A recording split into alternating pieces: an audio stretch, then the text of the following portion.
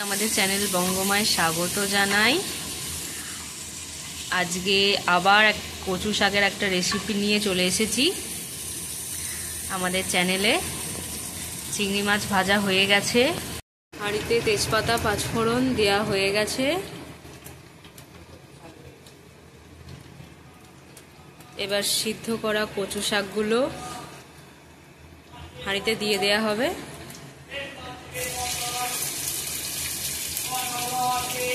আজকে এই কচু শাকটা চিংড়ি মাছ দিয়ে রান্না হচ্ছে।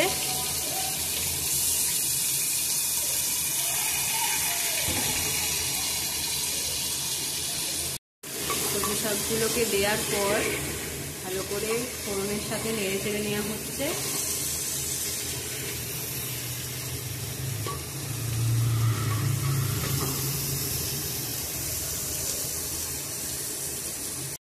একটু তেলের ওপর দিয়ে একটু ভালো করে নেড়ে চেড়ে নিতে হবে, না হলে এ গালে লাগবে। এতে তো জল লাগবেই না পর্যন্ত। এই শাকটাকে এর ভিতরেই যে জলটা আছে এইটাকেই ভালো করে রস মারতে হবে। রস মেরে নিয়ে লঙ্কা, হলুদ, আদা বাটা, তারপরে নামাবার সময় মিষ্টি একটু একটু জিরে গুঁড়ো দিয়ে এটাকে নামিয়ে নেওয়া হবে। আপনারা ভিডিওটা দেখতে থাকুন, আরও কি করা হয় এটাতে।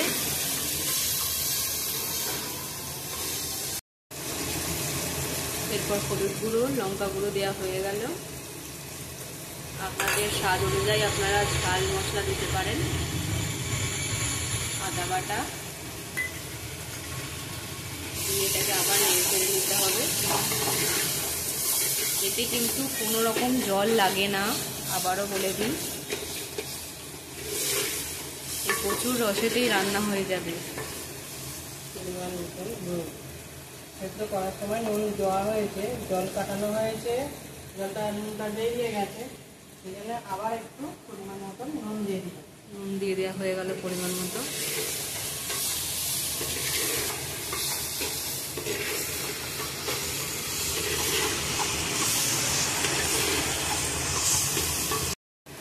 চিংড়ি মাছটা এটা দিয়ে দিচ্ছি। চিংড়ি মাছটা দিয়ে দেওয়া হয়ে গেল।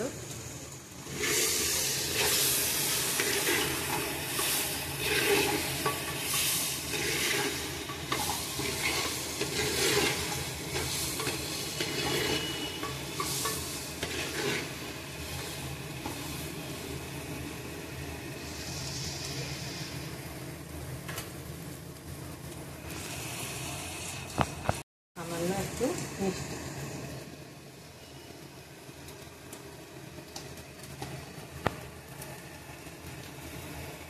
চিনিটা অপশনাল, আপনারা চাইলে নাও দিতে পারেন। আমরা একটু মিষ্টি মিষ্টি রান্না পছন্দ করি, সেই জন্য আমরা মিষ্টি ব্যবহার করি রান্নাতে। একটু জিরে মরিচ গুঁড়ো,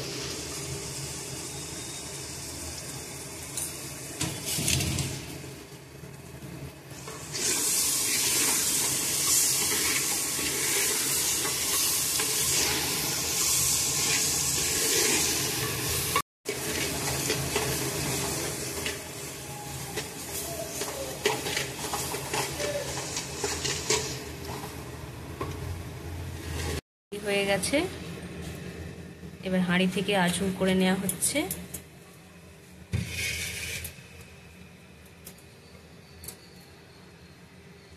খুব সুন্দর গন্ধ বেরিয়ে গেছে।